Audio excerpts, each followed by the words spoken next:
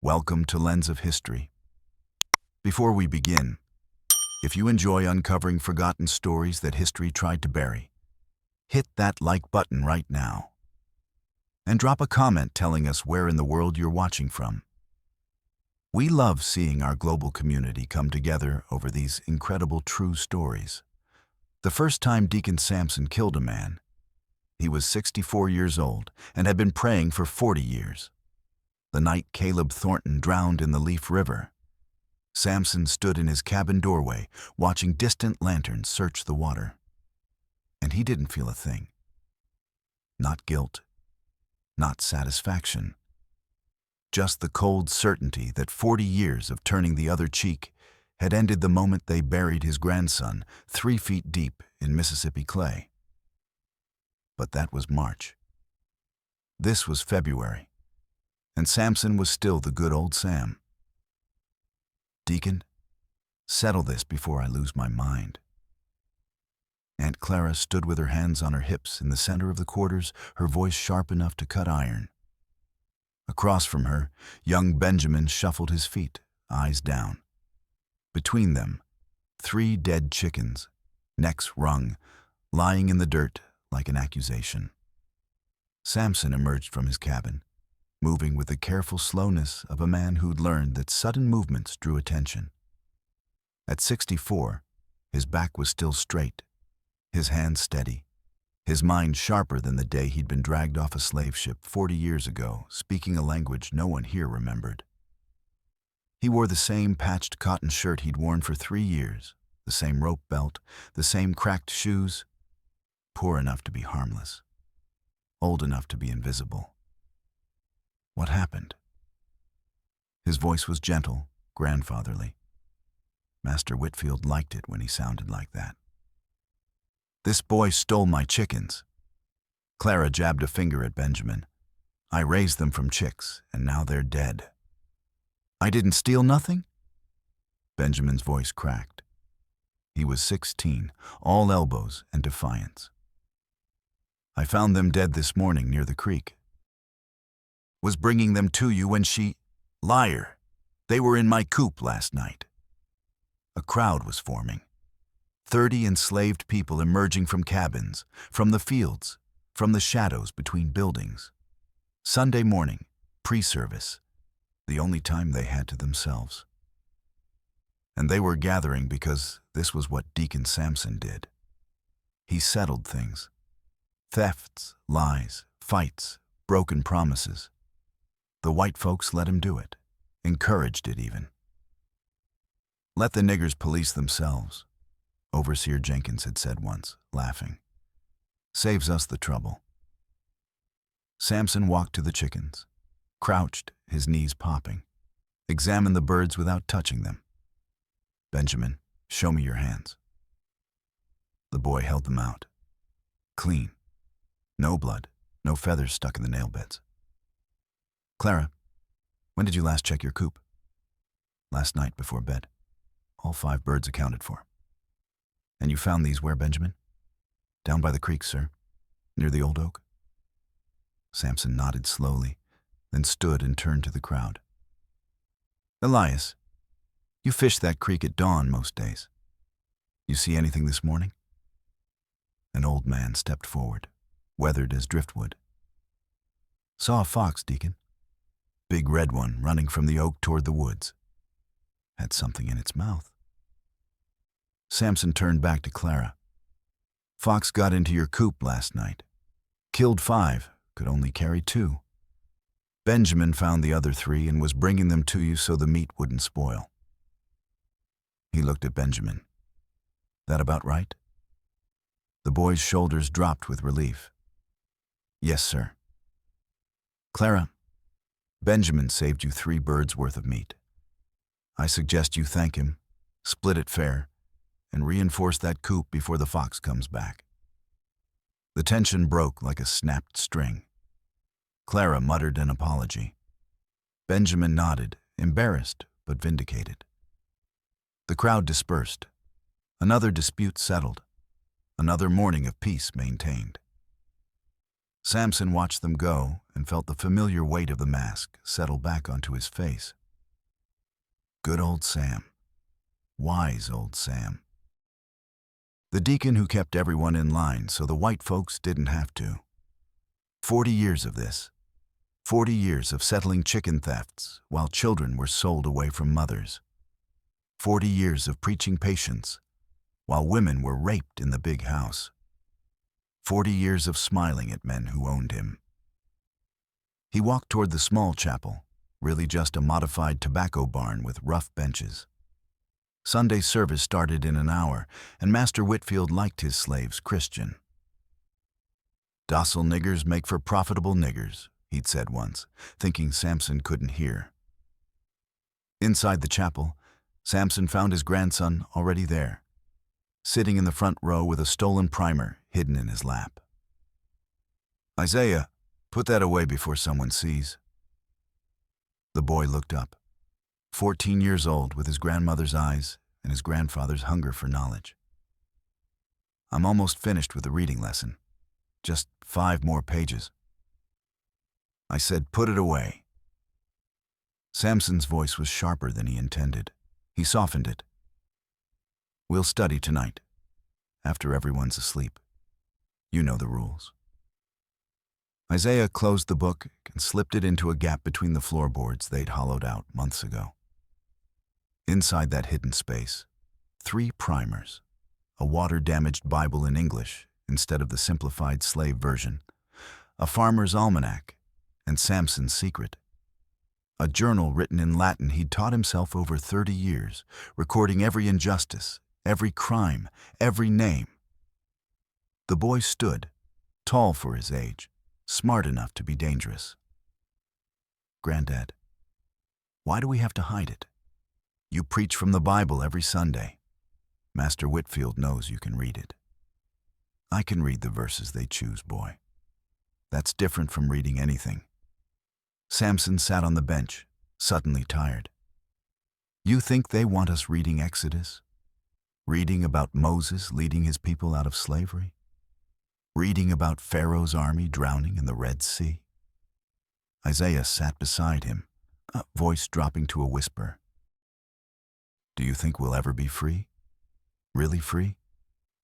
Samson looked at his grandson, this bright, beautiful boy who asked questions that could get him killed, and felt something twist in his chest. Love and terror braided together like a rope. I think God has a plan, he said carefully, and I think our job is to be ready when he reveals it. That's not an answer. It's the only answer I have, Isaiah. The chapel door opened. People began filing in for service. Samson stood, smoothed his shirt, and became the deacon again, smiling, nodding, greeting everyone by name.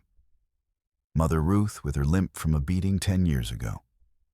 Uncle Moses from the forge, hands permanently scarred by hot iron. Young Sarah, 17, pregnant with the overseer's child, and everyone pretending not to know. He saw all of them, remembered all of them, carried their stories like stones in his pockets. The service was what it always was. Carefully chosen verses about obedience, patience, reward in heaven. Blessed are the meek, for they shall inherit the earth. The white folks in the back, Master Whitfield, his wife, Overseer Jenkins, nodded approvingly. Good old Sam, keeping the slaves placid. But Samson's mind was elsewhere, running through the calculations he'd been making for months. How many men of fighting age on the 5 plantations he served? How many women strong enough to run? How many children young enough to survive the journey north? He knew the numbers the way he knew the verses, precisely, photographically, indelibly. After the service, Master Whitfield approached, a rare occurrence. Fine sermon, Sam. Really fine. Whitfield was 48, soft around the middle from good living, beard trimmed in the fashion of successful men. You keep these niggers in line better than any overseer I've had. Just doing the Lord's work, Master. Samson's voice was humble, eyes lowered. That grandson of yours, Isaiah, isn't it? He's getting to working age. Might put him in the fields come spring. Something cold slid down Samson's spine. He's a good boy, master. Strong back, quick learner. That's what I hear. Whitfield clapped him on the shoulder, a gesture of ownership disguised as affection. We'll make something useful out of him. Samson nodded, smiled, said nothing. Watched Whitfield walk away. That night, in the cabin he shared with Isaiah, Samson lit a single candle and pulled out the hidden books. The boy settled beside him, eager, hungry for the lessons that might save his life someday. Tonight we're reading Exodus, Samson said quietly. Isaiah's eyes widened. You said that was dangerous. It is. But you need to know the whole story, not just the parts they tell us. Samson opened the Bible to Exodus 21. You know about Moses leading the people out of Egypt. But do you know about the laws God gave them after? He pointed to a verse, and Isaiah read aloud, slowly. Whoever strikes a man so that he dies shall be put to death. Keep going. Whoever steals a man and sells him shall be put to death. Isaiah's voice faltered. Granddad, that's the law, Samson finished. God's law, not the white man's law, God's. He turned the page. Here, Exodus 21:24. Read it. Eye for eye, tooth for tooth, hand for hand, foot for foot. Samson stared at the words he'd memorized 40 years ago. Words he'd preached around for 40 years. Words he'd ignored for 40 years because he'd been taught that patience was virtue and vengeance was sin. What does it mean? Isaiah asked. It means justice is measured, proportional. If someone takes your eye, you take theirs. No more, no less. Samson closed the book. It means God understands revenge, boy. He just asks that it be fair. They studied until the candle burned low. Geography from the almanac, which rivers ran north, which stars pointed the way. Mathematics. How many days' food for a journey? How many miles a person could walk? Reading, so Isaiah could forge his own freedom papers if the time came. At midnight, Samson sent the boy to bed and sat alone with his journal. He opened it to a fresh page and wrote in careful Latin, February 24th, 1855. Master Whitfield has noticed Isaiah. This cannot stand. I am 64 years old. I have been patient for 40 years. Patience has bought us nothing but more chains. I have been a shepherd to these people. But shepherds also protect the flock, even if it means becoming the wolf. He closed the journal, hid it, and lay down on his thin mattress. Tomorrow was Monday. Work in the fields.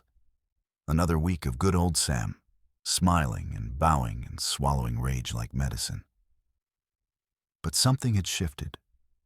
Some internal lock had turned. Samson didn't know it yet, but he had 28 days left as the man he'd been. 28 days until Caleb Thornton's knotted leather whip would draw blood from a 14-year-old boy's back. 28 days until the good old Sam died and something else was born in his place.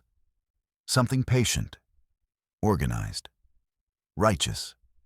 Something that would build a court in the shadows and hang justice from its scales like bodies from a tree. March came to Mississippi like a fever, hot, sudden, suffocating. The cotton was still weeks from planting, but the air already tasted like summer, thick enough to chew. Isaiah spent the morning hauling water from the well to the main house, bucket after bucket, his shoulders burning by the 10th trip. He didn't mind. Physical work meant his mind could wander, and his mind was full of Latin conjugations his grandfather had taught him 3 nights ago. Amo, amas, amat. I love, you love, he loves. He was conjugating punio, I punish, when he saw Thomas Whitfield in the yard. The master's son was 16, 2 years older than Isaiah, and built like his father. Soft middle, weak chin, eyes that never quite met yours directly. He was throwing a ball against the side of the stable, catching it, throwing it again. Bored. Rich boys were always bored. Isaiah knew the smart move was to keep walking, keep his head down, be invisible. But the bucket was heavy and the well was 30 yards away, and Thomas was directly in his path. He walked carefully, slowly, eyes on the ground. "You there, boy?" Isaiah stopped. "Set down the bucket." "Yes, sir." "Fetch my ball." Thomas pointed to where it had rolled near Isaiah's feet. Isaiah bent, picked it up, held it out. Thomas didn't take it. Just stood there, hand on his hip, that particular expression rich white boys got when they were testing boundaries. "Throw it to me." Isaiah threw it, a gentle underhand toss. Thomas caught it, threw it back harder. Again. They went back and forth 5 times, each throw from Thomas getting harder, more aggressive. Testing, always testing. Isaiah caught them all, threw them back softly, carefully. Stay small, stay safe. The 6th throw hit Isaiah in the chest, hard enough to sting. He caught it anyway. "You're pretty good," Thomas said. There was something ugly in his smile. "For a nigger." Isaiah said nothing, threw the ball back. This time Thomas threw it at his face. Isaiah's hand came up instinctively, deflected it. The ball bounced away toward the stable. Both boys moved for it at the same time. They collided. It wasn't hard. Isaiah was bigger, sturdier from work. Thomas went down, landed on his side, his knee hitting a rock. He yelped. Isaiah froze, every muscle in his body screaming run, but his feet wouldn't move. Thomas sat up, looked at his knee. Blood seeped through his pants. His face went red, then white, then purple. "You pushed me." Sir, I didn't mean." "You pushed me." Thomas was on his feet now, screaming. Father, the nigger boy attacked me." Isaiah's world narrowed to a pinpoint. He could hear his grandfather's voice. "Stay calm. Apologize. Survive." "Sir, I'm sorry. It was an accident." Master Whitfield came around the corner, Overseer Caleb Thornton right behind him. Whitfield took one look at his son's bloody knee, and his face went cold. "What happened?" "He pushed me, Father. I was just playing and he knocked me down." "That's not—" Isaiah's voice died in his throat. Whitfield wasn't looking at him, was looking through him. "Caleb, handle it." Thornton's hand closed on Isaiah's arm like an iron shackle. "Yes, sir." They dragged him to the whipping post in the center of the quarters. It was 3 in the afternoon. The sun was brutal. Every enslaved person on the plantation was pulled from their work and forced to watch. That was how it worked. You didn't just punish the guilty. You terrorized everyone. Deacon Sampson was in the crowd. Isaiah found his grandfather's face, saw something there that scared him more than the post. Not fear, not even anger. Something colder, emptier. Thornton tied Isaiah's wrists to the post, stripped his shirt. The boy's back was smooth, unmarked. 14 years old, and he'd never been whipped. His grandfather had protected him, kept him useful enough, invisible enough. Not anymore. 50 lashes, Thornton announced, for laying hands on a white child. A murmur went through the crowd. 50 was death for a boy Isaiah's age. Everyone knew it. Thornton knew it. That was the point. Sampson stepped forward. "Sir, please, the boy didn't mean—" "Back in line, old man, unless you want to join him." Sampson stood there for 3 seconds. The longest 3 seconds of his life. Then he stepped back into the crowd, eyes locked on his grandson's face. Isaiah understood. There was nothing his grandfather could do. Nothing anyone could do. The rules were absolute. White skin was sacred. Touch it and die. The first lash came down like fire. Isaiah bit his tongue, tasted blood, didn't scream. His grandfather had taught him, don't give them the satisfaction. Stay silent. Stay strong. The second lash crossed the first. Skin split. Blood ran. By the 10th lash, Isaiah was whimpering. By the 20th, he was screaming. By the 30th, he was begging. Thornton didn't stop. His arm rose and fell with mechanical precision. Sweat poured down his face, but he was smiling. This was power. This was order. This was a lesson being taught in blood. At 40 lashes, Isaiah's back was raw meat. At 45, his knees buckled. At 50, he hung from the post like a broken puppet, silent because he'd screamed himself voiceless. Thornton wiped his brow, coiled the whip. Cut him down! They dropped Isaiah in the dirt. Samson was there in seconds, cradling the boy's head. Isaiah's eyes were open but unfocused. His breath came in wet, shallow gasps. Granddad, I'm here, boy, I'm here. I didn't push him. I know. Samson pressed his palm to Isaiah's forehead. Burning hot. Shock and pain and the fever that would kill him if the wounds didn't. They carried Isaiah to Samson's cabin, laid him on his stomach on the bed. Aunt Ruth came with rags and water and the homemade salve that might prevent infection. Might. The wounds were too deep, too many. The flies would come. Then the fever. Then death. Isaiah lasted 3 days. The first day he was conscious, delirious with pain, crying for his mother who'd been sold south when he was 6. Samson sat beside him, bathed his wounds, whispered prayers that felt like ashes in his mouth. The second day the fever took hold. Isaiah stopped making sense. Spoke in fragments. Latin conjugations mixed with Bible verses, mixed with promises he'd made to children who died before him. The third day he opened his eyes one last time, looked at his grandfather with perfect clarity and said, "Don't let them forget me." Then he died. Samson sat with the body until the sun went down. Then he stood, walked outside, and found Master Whitfield on the porch of the big house, smoking a cigar. "Master, my grandson has passed." Whitfield looked annoyed. "That's unfortunate. He was young enough to train properly." "How much did I pay for him?" "He was born here, sir. Your property by birth?" Well, tell Thornton to deduct $800 from his wages. Can't have overseers damaging valuable property." Whitfield flicked ash from his cigar. "Bury the boy tomorrow. Back to work after that." "Yes, sir."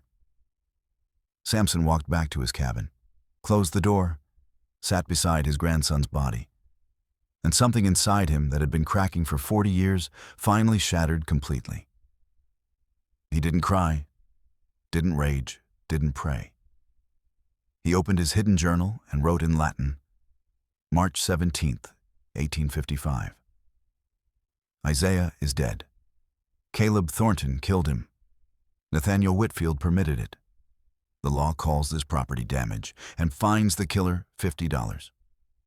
God's law calls this murder and demands death. I choose God's law. For 40 years I have been patient. I have turned the other cheek. I have counseled forgiveness. I was wrong. Patience in the face of evil is not virtue. It is cowardice, and I am done being a coward. Caleb Thornton will die. Not by rage, not by impulse, but by justice, by trial, by verdict. And if the white man's courts will not try him, then I will build my own court, with my own judges, under God's own law. This I swear on my grandson's blood. He closed the journal, looked at Isaiah's face, peaceful now, pain finally gone. "Don't let them forget me," the boy had said. "I won't," Samson whispered. "I'll make them remember all of us." The next morning they buried Isaiah in the slave cemetery, a patch of cleared ground behind the quarters where wooden markers rotted into mud within a year. 30 people attended. Samson spoke the eulogy in that same gentle, grandfatherly voice, quoted scripture about heaven and reward and God's mercy. But his eyes were somewhere else entirely. 2 weeks later, on a moonless night, Deacon Samson called a meeting in the abandoned tobacco barn on the edge of the property. 12 people came, the oldest, the wisest, the ones who'd lost the most. He stood before them with a Bible in one hand and his journal in the other.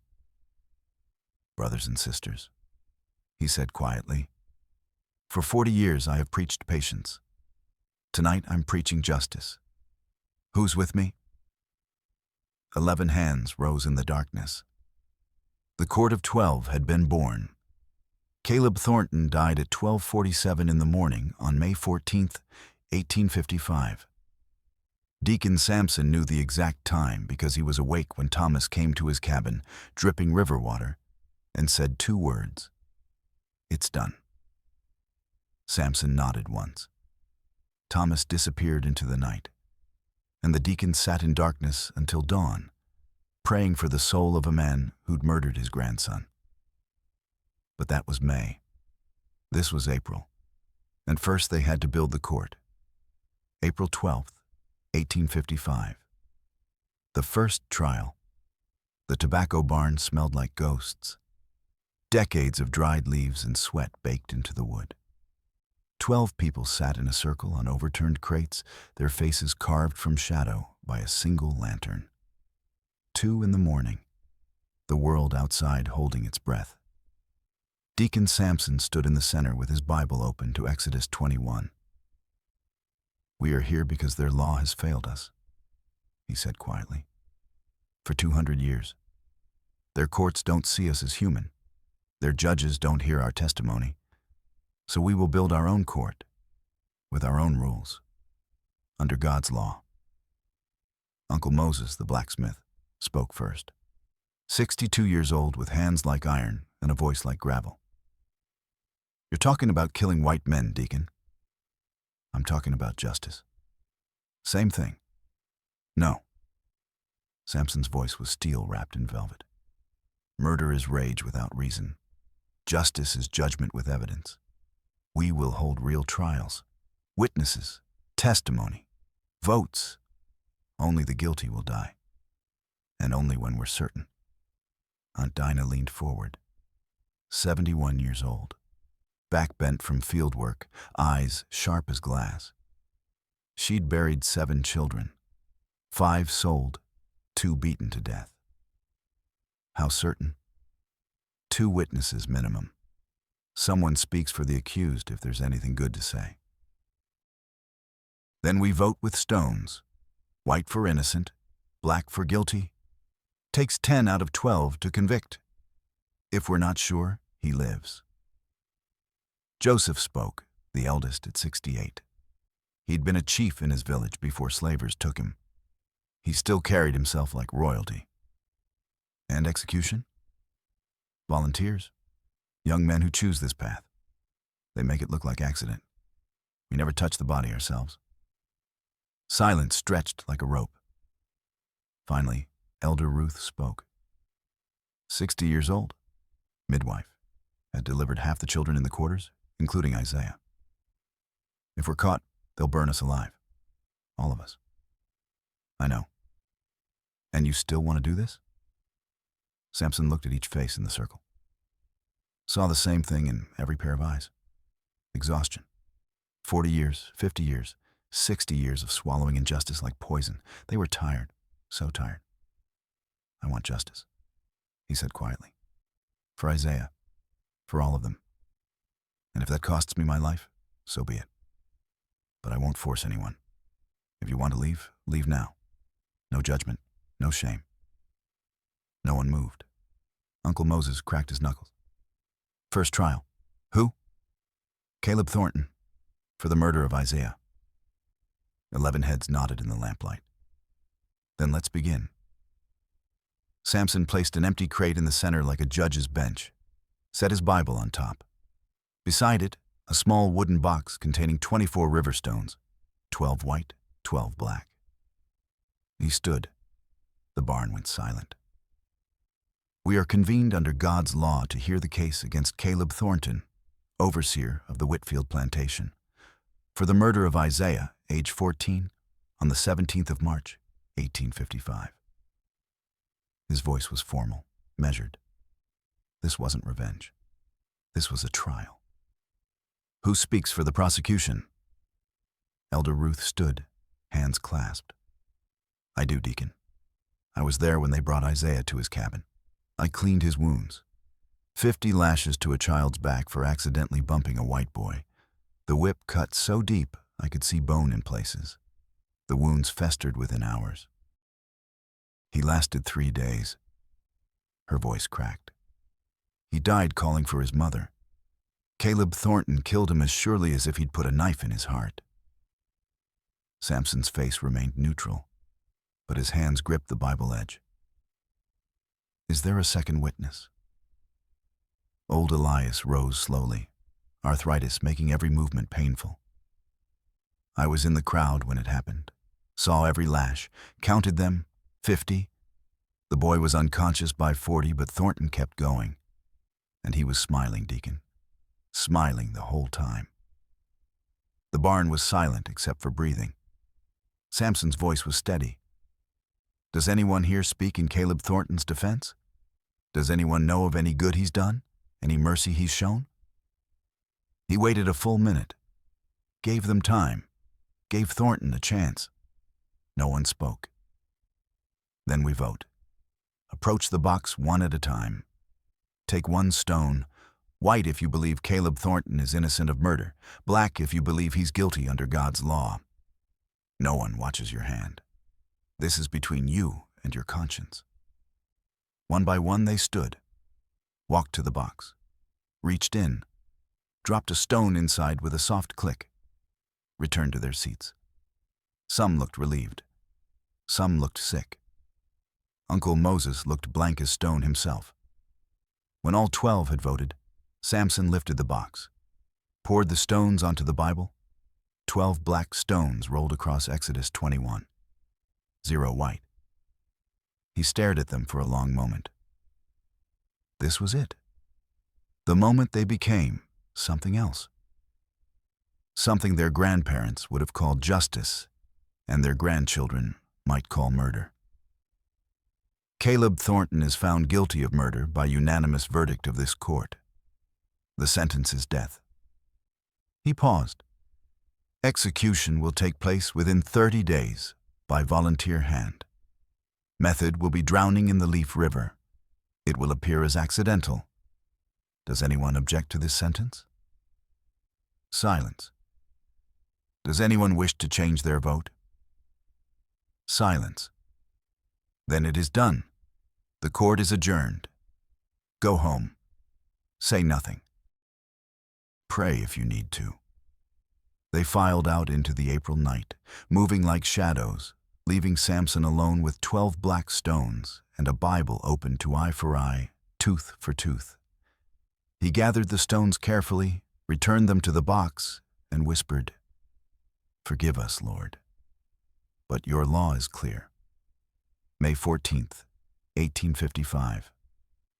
The execution, Thomas waited in the reeds for 2 hours before Caleb Thornton stumbled out of the tavern. He was 25, Isaiah's cousin, and he'd volunteered the moment Samson asked. Not for justice, for revenge. But Samson had made him wait 4 weeks anyway. Revenge done in heat is murder, the deacon had said. Revenge done cold is execution. Learn the difference. So Thomas waited, learned the difference. Thornton waded into the Leaf River at the usual crossing, boots squelching in mud, whistling something off-key. Drunk. Saturday night drunk. Did this every week. Thomas rose from the reeds like a nightmare. One hand clamped over Thornton's mouth, the other on the back of his skull, a knee in the spine for leverage. Then forward, down, face into the water. Thornton thrashed. He was strong despite the alcohol. His hands clawed at Thomas's arm, breaking skin, drawing blood. His legs kicked, sent up sprays of water. But Thomas had been hauling cotton bales since he was 12. He knew how to hold weight. "This is for Isaiah," Thomas whispered into the struggling man's ear. "He was 14 years old, and you smiled while you killed him." 30 seconds. Thornton's struggles were frantic, desperate. 45 seconds. The thrashing weakened. Bubbles stopped coming. 60 seconds. Stillness. Thomas held him under for another 30 seconds, just to be sure. Then he let go, slipped back into the reeds, and vanished.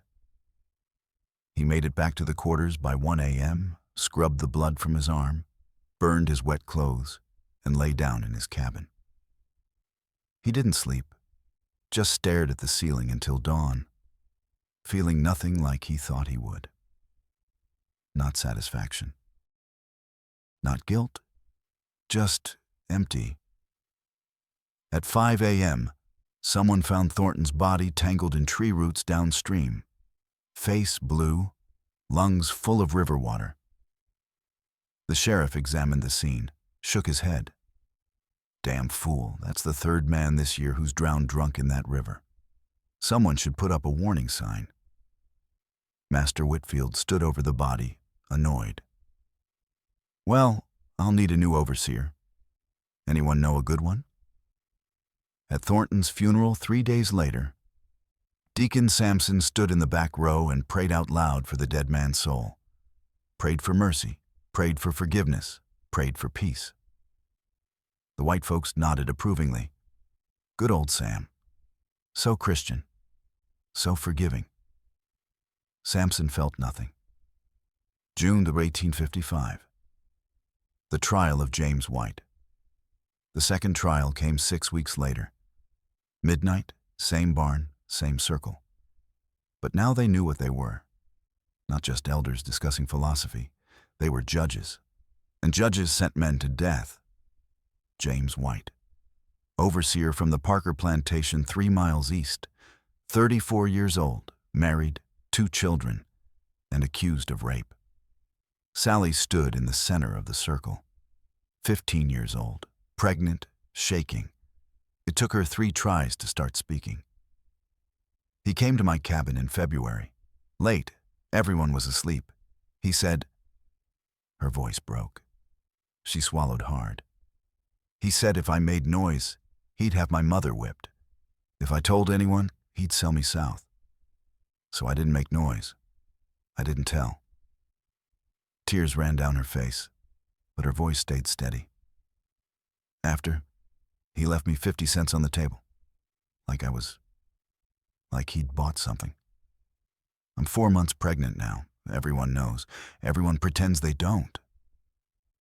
Aunt Dinah put an arm around her shoulders. You're safe here, child. Speak your truth. I want him dead, Sally whispered. Is that evil? I pray every night, and I know it's a sin. But I want him dead. Samson's voice was gentle. It's not evil to want justice. Who else witnessed this? Sally's mother stood. I saw him leaving her cabin that night. Saw his face when he came out, tucking in his shirt. And I saw my daughter after. Saw the bruises on her wrists. Saw something break in her eyes. Does anyone speak for James White's defense? Long silence. Then, unexpectedly, Uncle Moses stood. I'm not defending what he did, but I worked with him once, years back before he became overseer. He gave me water when I was sick, extra rations when my wife was dying. He wasn't always... Moses trailed off. He wasn't always like this. Samson nodded. Thank you. That took courage. He turned to the circle. You've heard the testimony. 2 witnesses to the crime, 1 voice for some past kindness. Now you decide. Does James White deserve death for rape? They voted in silence. Samson poured the stones onto the Bible. 11 black, 1 white. He looked up. 11 votes for guilty. That exceeds the required 10. James White is condemned to death for rape. Execution will be by poison within 2 weeks. It will appear natural. Does anyone object? The white stones sat there like an accusation. Someone had doubts. Someone thought past kindness outweighed present evil. Or maybe someone feared what they were becoming. But 11 had voted death. And 11 was enough. Then it is done. 2 weeks later, James White died screaming in his bed at 3 a.m. His wife found him convulsing, foam on his lips, eyes rolled back white. Rat poison in his evening whiskey. The doctor called it a heart attack, gave the widow his condolences. At the funeral, James White's daughter, 8 years old, cried into her mother's skirts and asked why God took Daddy away. Deacon Samson sat in the back row and prayed for both of them, for the child who'd lost her father, and for Sally, who'd never be a child again. Justice and mercy didn't always align. The court had chosen justice. August 1855. The trial of Robert Crowe. Robert Crowe was a slave catcher. 38 years old, leather skin, dead eyes. He'd killed 17 runaways in 12 years. Got paid $20 per body, whether they came back breathing or not. Most didn't. His latest, a pregnant woman named Hope. She'd run 6 months ago, made it 15 miles before his dogs caught her scent. He shot her in the back, dragged her body back to the plantation, and collected his fee. Right between the shoulder blades, he'd bragged at the tavern, dropped like a deer. 2 people testified to hearing him say it. The vote was unanimous. 3 weeks later, Robert Crowe was found dead in the woods, his own rifle beside him. Accidental discharge while cleaning it, they said. The bullet had gone through his throat. His dogs were found sitting beside him, faces covered in his blood. By December, the court had tried 6 cases, 6 convictions, 6 deaths. White folks in Wilkinson County were nervous. 6 men dead in 7 months. Overseers, slave catchers, foremen. All accidents. All sudden. God's judgment, the preachers said from their pulpits. The Lord punishes the wicked. Bad luck, said the practical men. Devil's loose this year. No one suspected the elderly slaves who shuffled through the quarters, heads bowed, voices soft. No one suspected good old Sam, who prayed over every grave. On Christmas Eve, Samson sat alone in his cabin with his journal open. 6 trials, 6 guilty verdicts, 6 executions. We have not made a mistake. We have not killed an innocent man. But I pray for them anyway. Every night I pray for the men we condemn. Not because they deserve mercy, some don't. But because if I stop praying, I become what they were. And I will not let them take my soul. The court will continue. We are not revenge. We are the scales that balance when the law looks away. We are the justice that comes in darkness because it cannot exist in daylight. Until slavery ends. Or until we are discovered. Whichever comes first. He closed the journal and listened to the singing from the quarters. Someone was humming an old spiritual, low and mournful. Didn't my Lord deliver Daniel? Then why not every man? Samson closed his eyes and let the song wash over him like water. Why not every man, indeed? December 1858. 3 years, 22 trials, 22 executions. And Deacon Samson was 74 years old, standing in the tobacco barn at midnight, about to try a case he knew would break them. The 12th juror's seat was empty. Uncle Moses had died 2 months ago, peacefully in his sleep, which was a mercy. They'd replaced him with Daniel, 59, who'd lost both sons to Sale and his wife to childbirth. Good man, steady hands. But Moses had been the voice of caution, the one who'd ask the hard questions. Tonight, they needed that voice. Nathaniel Whitfield sat invisible in the center of the circle, but his crimes were written on paper in Samson's hands. 3 years of documentation, names, dates, witnesses.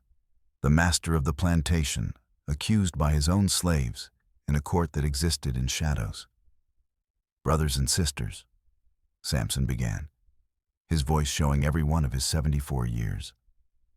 Tonight we hear the case against Nathaniel Whitfield, plantation owner, for crimes spanning 30 years. He read the list slowly.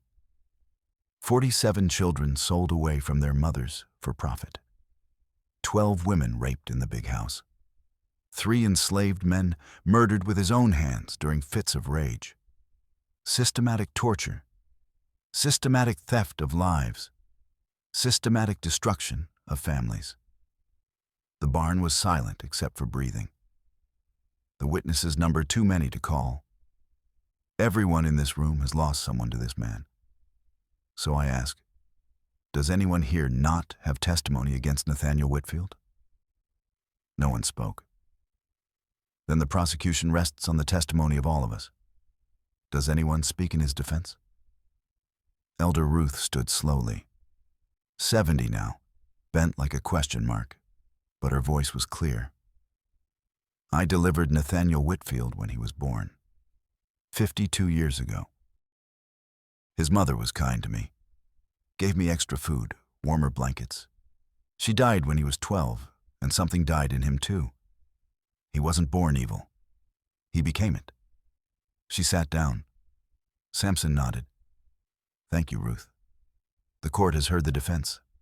Now we vote. White stone for innocent, black stone for guilty of crimes meriting death. They voted in the familiar silence. 24 hands moving, 24 stones dropping. Samson poured them onto the Bible. 8 black, 4 white. The barn erupted in whispers. Samson raised his hand for silence. The vote is 8 guilty, 4 innocent. We require 10 votes for a death sentence. Nathaniel Whitfield is acquitted by this court. That ain't justice, someone called from the circle. That's the law, Samson replied firmly. Our law. 10 votes or the accused lives. We swore to this. Aunt Dinah stood, her voice shaking. So he walks free? After everything? No. Samson's eyes were cold as winter. He doesn't walk free. He just doesn't die by our hand. But there are other ways to execute justice. He let that sink in.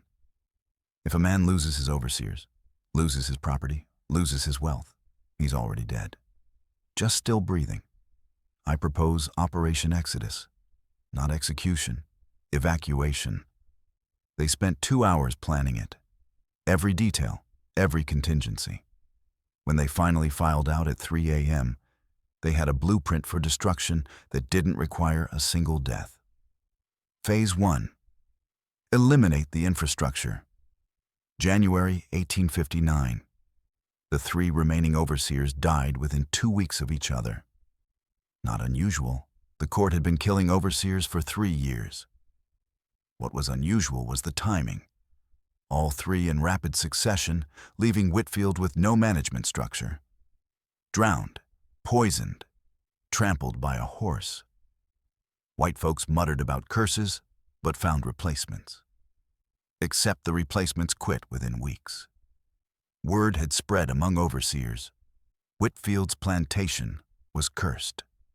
7 dead in 4 years. Only a fool took that job. By March, Whitfield was managing the plantation himself, and he had no idea what he was doing. Phase 2.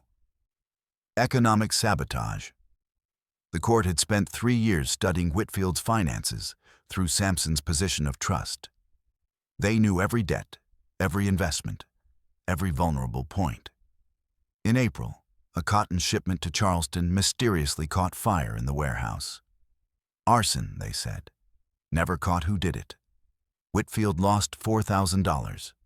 In May, his best mules died from poisoned feed. Another $1,000. In June, a crucial loan payment was missed because the ledgers were confused. Sampson apologized profusely, fixed the books, but the damage was done. The bank started asking uncomfortable questions. By July, Whitfield was hemorrhaging money. He sold land to cover debts, then tools, then slaves, including families he'd sworn to keep together. Desperation made men cruel and stupid. Phase 3. The Exodus, August 15th, 1859. A moonless night. 40 enslaved people vanished from the Whitfield plantation between midnight and dawn. Not ran, vanished. Because they had something no runaways had ever had before. A plan. Sampson had spent 4 months preparing it. Forged freedom papers filed with friendly clerks in 3 counties. A network of safe houses run by abolitionists who'd been quietly contacted through coded letters.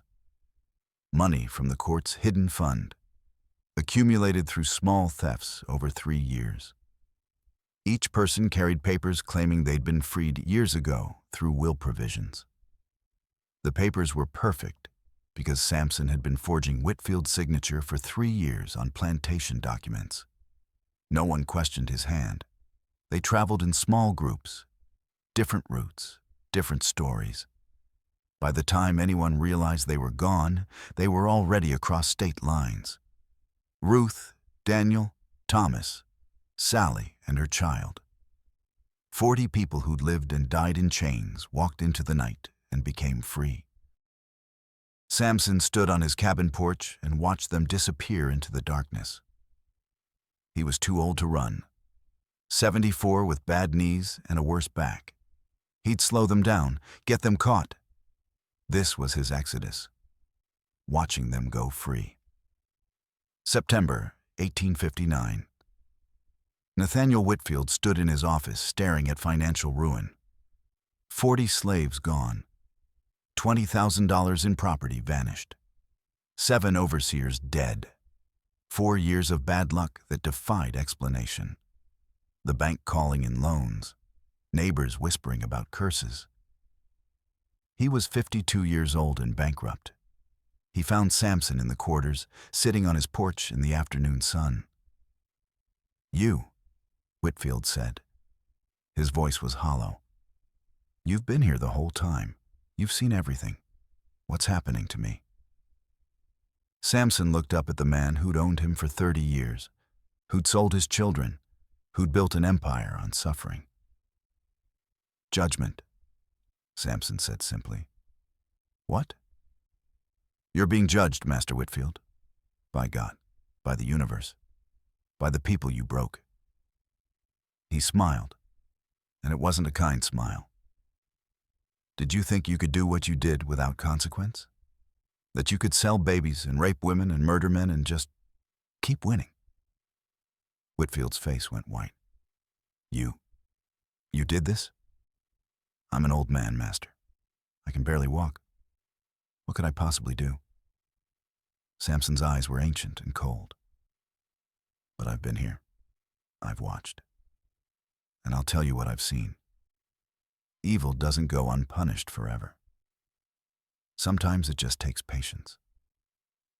Whitfield stumbled back, looking at this old slave he'd called harmless for 3 decades, and saw something that terrified him. He sold the plantation in November for a fraction of its value, moved to Texas, died there in 1863, broke and broken, 3 weeks before Lincoln signed the Emancipation Proclamation. April 1865. Deacon Sampson sat on the porch of a small house in Pennsylvania. He was 74 when the war started, 80 when it ended. Too old to fight, but not too old to witness. His granddaughter, Sally's daughter, now 6 years old, sat beside him, playing with a wooden doll. "Grandpa Sampson, Mama says you were a judge once, a secret judge. Samson smiled. Your mama talks too much.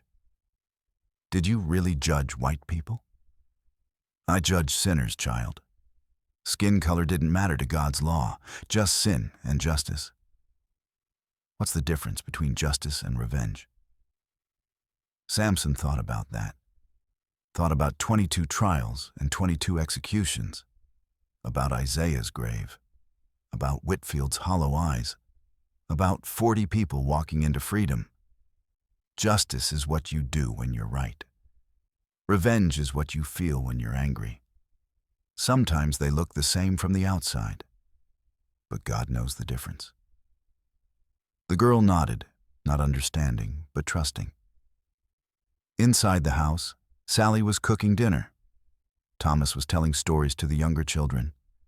Elder Ruth was asleep in her chair, 90 years old and free at last. Samson closed his eyes and listened to the sound of his people. Alive, free, laughing. In 1868, he died in his sleep at 84. They buried him in a cemetery where the headstones had names and dates and words like beloved and father and free. His secret journal was found in 1923, hidden in the wall of an old church in Mississippi. 22 names, 22 dates, 22 crimes, 22 verdicts, all guilty, all executed, not one innocent. The final entry, written in April 1865, read, I am an old man now. The war is over. The chains are broken. My people are free. The court served its purpose, justice in the absence of law. But now there is law. Imperfect law, but law nonetheless. So I close this book. May it never need to be opened again. May justice always have a home in the daylight. But if darkness comes again, may someone remember, we were here. We judged. We balanced the scales, and we were righteous. Deacon Samson, April 12th, 1865. Beneath it, in different handwriting, a note added by whoever found the journal in 1923. They called him Good Old Sam. He was so much more.